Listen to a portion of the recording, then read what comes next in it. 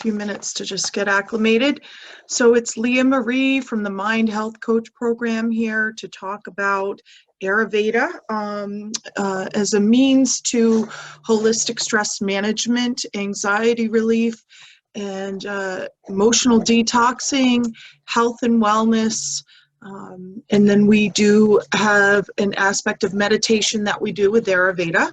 So I'm really excited because I studied under Deepak Chopra and 5 other physicians that specialize in Ayurveda as well. So I was certified by the Chopra Center out in Carlsbad, California, and now they've gone global, so that's really exciting.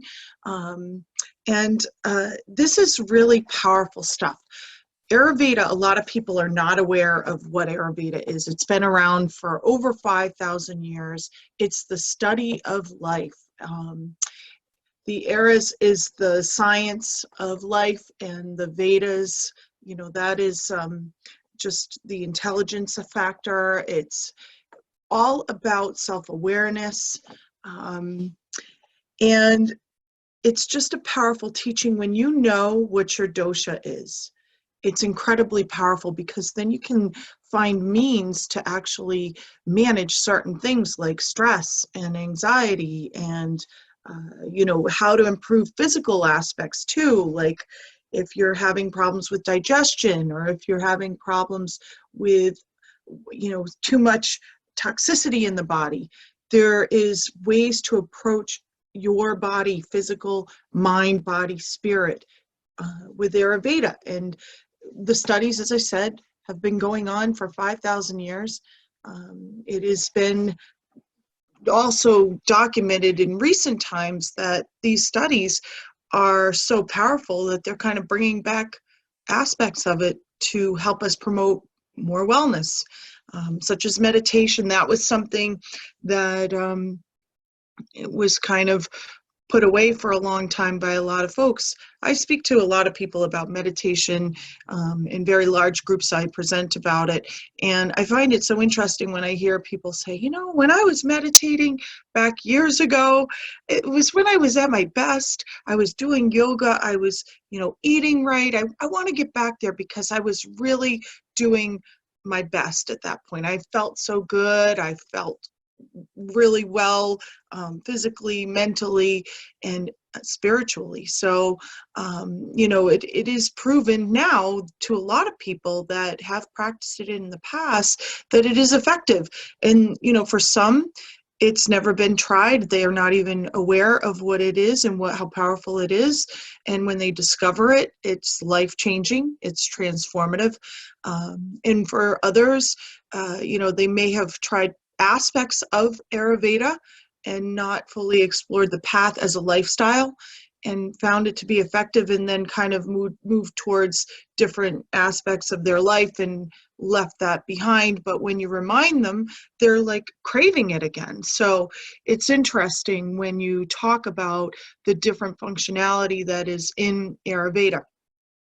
Last week I had shown several different approaches to managing stress and anxiety. Now, some of them were not Ayurvedic practices, like emotional freedom technique, or it's not part of Ayurveda. You know, there's affirmations that I teach about, different methods to doing that are not Ayurvedic.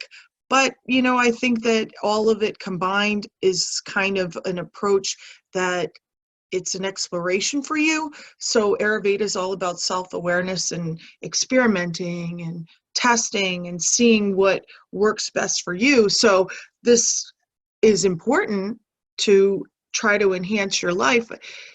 It's just when you start getting into these practices, you start getting into you. You start believing in you and your spiritual path, and then it all blossoms. You become a blossom, and that's my German Shepherd in the background, moaning and groaning. I guess he's tired of hearing me talk. So I wanted to talk a little bit about the doshas, because the doshas are very important in Ayurveda.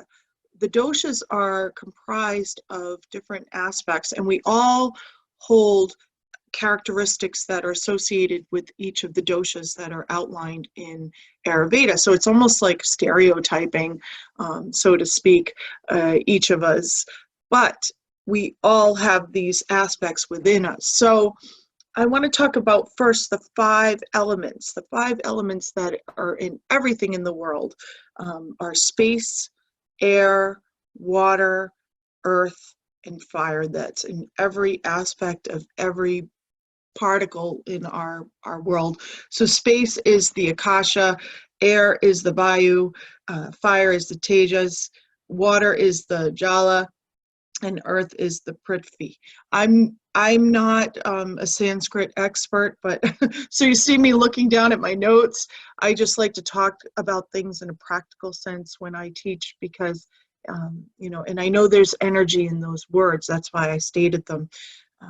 But I feel like here in America, it's kind of intimidating when we start talking about all the Sanskrit that's associated with it when I'm just doing an introduction. So forgive me for not really getting into every aspect of Sanskrit and how that works. But that's something that comes with time, that part of the education. So, you know, all of us have these components within our aspect of mind, body, physical. And we have certain primary characteristics, though, that associate with these 3 different doshas. That's the mind-body constituencies that are built into the Ayurvedic study. So there's 3 different doshas, and they're called Vata, Pitta, and Kapha. Okay, and each of them have different associations with these 5 different elements. So say like the qualities of Vata are more like people that you see that are like hummingbirds. You know, they are the people that are always cold, and they're very thin and wispy, and they're very creative, and they kind of have a hard time grounding. They're just lots of ideas, and those are wonderful aspects of the Vata dosha. Now, sometimes they have problems with digestion. They might have too much air going on. They have a lot of fears that sometimes crop up. So this particular occurrence with the coronavirus can be very difficult for somebody who's Vata. And I actually am a bidoshic person. So I have 2 of the doshas, and that's possible to have 2 doshas that are primary.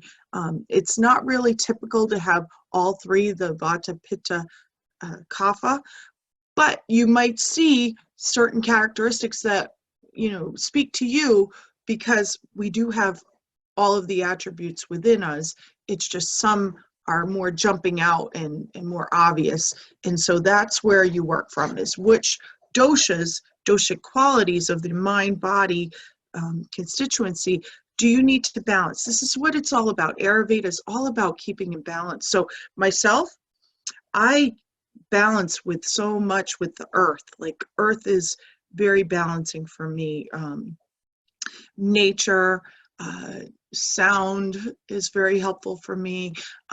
You know, the essential oils are very powerful because it's all drawn from nature. The essential oils drawn from nature, they're very powerful for all of us, and some of them speak to us more than others. So for instance, you know, I love the very grounding sense, the frankincense. Somebody else might not appreciate that, but it's a very earthy type scent. Then there's the nice flowery scents that might uplift somebody who's Kapha, because Kapha doshas tend to have like a lower energy level, but they're laid back. They're the people that are more grounded. So you want to bring them up. You want to uplift them. And the citrusy type things are great for Kapha.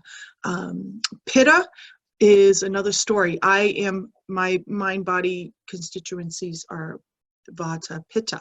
So with Pitta, you're very fiery. You're very go, go, go. So my Vata and my Pitta, I get the creative floating around, trying to do everything aspect of Vata. And then I'm the Pitta, which is very driven and full of fire, and I got to get things done, massive action. So I need very grounding scents, things that calm me down. So lavender is very, very helpful for that. You know, and peppermint's excellent. You take a medicinal aspect of the essential oils. Peppermint's very helpful with a headache, you know, so that can go for anybody.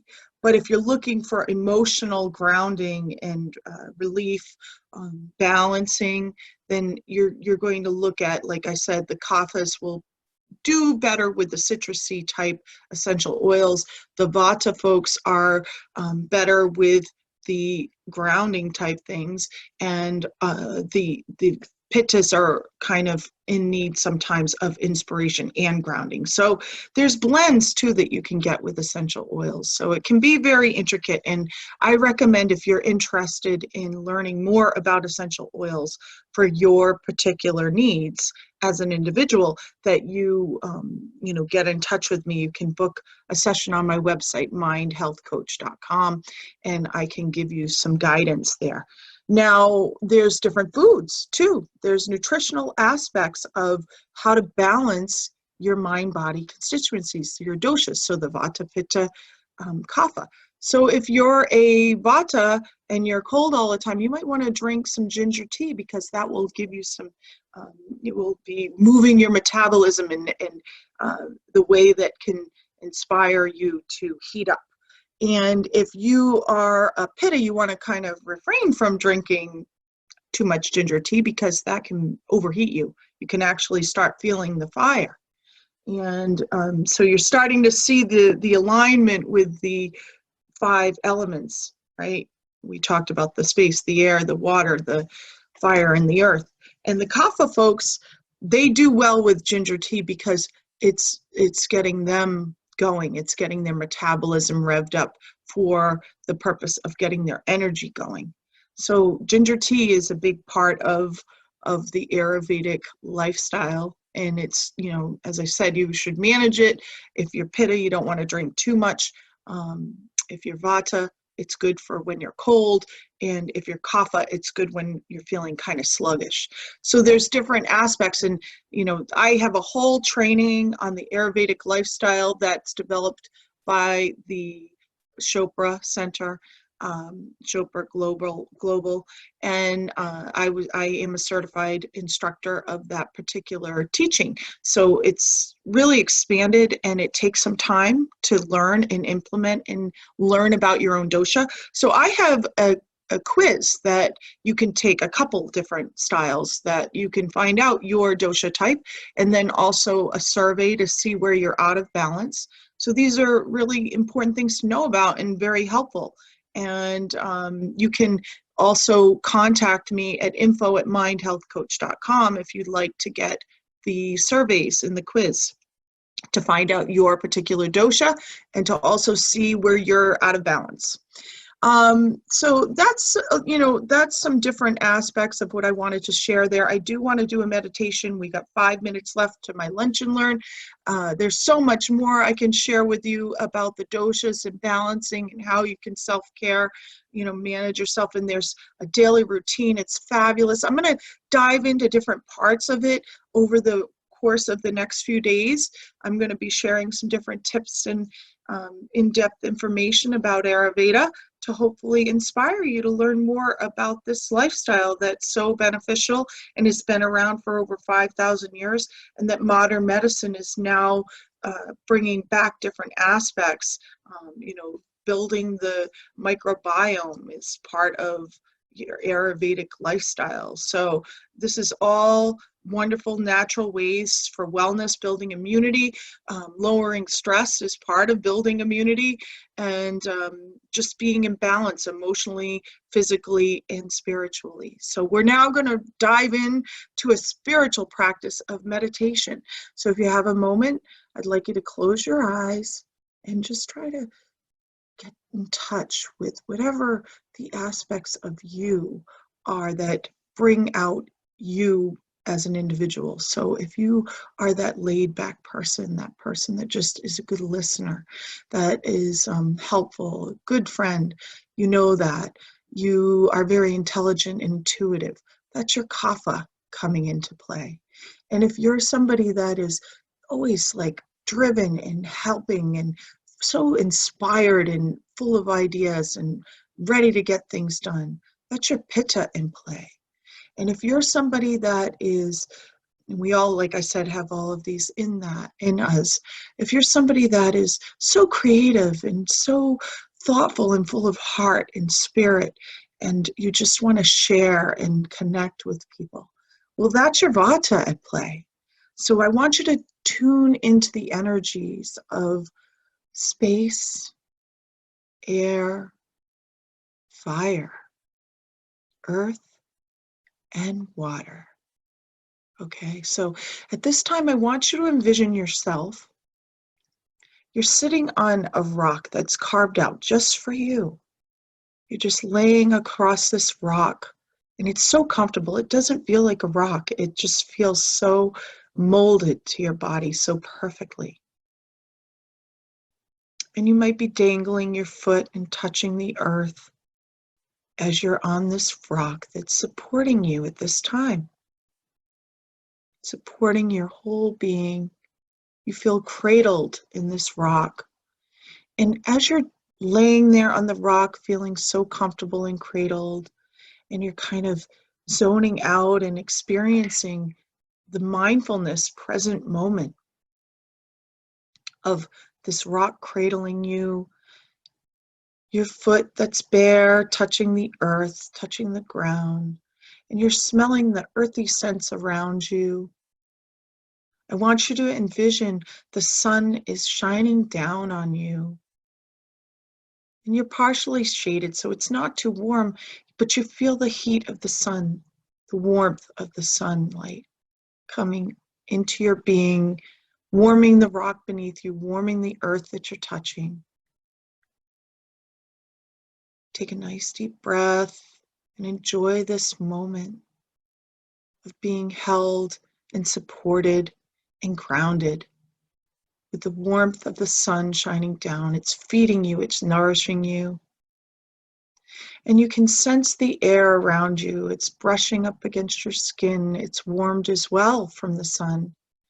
And you just feel it caressing over you, this beautiful air that's coming in through your nose, and you're breathing it in. You're drawing in this wonderful air, and it's cleansing those lungs. And you're sending out anything that isn't needed. You're just sending it out, knowing that it's going to be recycled and come back, and it's going to nourish you again. This whole cycle of life going on. You're being present in this moment. And as you're contemplating those thoughts and being so grateful and feeling wonderful, wonderfully warm, wonderfully supported, wonderfully nourished, full of energized inspiration from that air coming in, your brain's just feeling so grateful. You're inspiring this endorphin explosion through your body of feel good, of gratitude, knowing you're supported. Everything is okay. Everything is wonderful. You kind of start to notice you're tuning in to the nature, the intelligence of nature that's around you, the harmony of the nature that's around you. You're interacting with it. You're part of this nature, and it's an experience.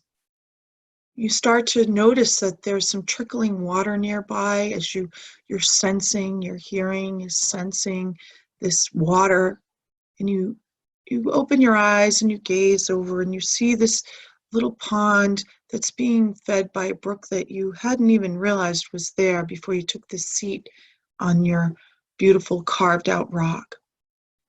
And the element of water is it's so soothing to the soul. It's so soothing to our being. And it's inspiring and it's nurturing and it's part of us. We're drawn to water because we are so much of water.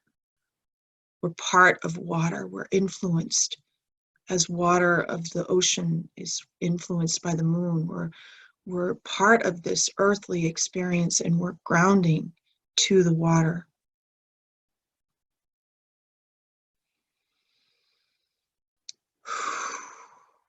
And then you start to think about the expansiveness of all that is. The earth is only a small little part of all that is. You are just a small little part of all that is. And you can envision only in your mind's eye how far this goes. So I want you to be in touch with all that is, because it's so powerful. We are part of this. We're interacting with all of these elements and drawing that power to you, knowing that, look at on a basic level how we're nourished. So if you're in touch with all that is, we can have so much more power, meaning the power to heal, the power to give each other love, the power to be infinite in this world that we're in, this universe, the universes, this space that's ongoing. Such untapped energy available to us. That the coronavirus, that anything that's threatening us, there are these basic threats that are happening, but if we tap into this infinite possibility of all that is and draw that in and be mindful in the present moment, bring that into your body, mind, spirit, and experience it on a different level, then you know that there's nothing that can touch you. And that tends to put a different perspective in what's going on, and you build immunity. So we're 3 minutes over our 20-minute lunch and learn. I want you to come back to the present moment and know that every time that you need this vitamin, this little session, that it's there for you. If you want a copy of the recording, or you can go on YouTube and subscribe to my channel, Leah Marie, Mind Health Coach, I think is how it's listed, or email me, info@mindhealthcoach.com. You know, any of those aspects, join my email list. You will get this. You will get these teachings for free. And as I said, I hold workshops, individual trainings, coaching sessions. I have an app. So please check me out. I wish you all well and safe. And we're going to get through this. We are able to. So namaste and God bless.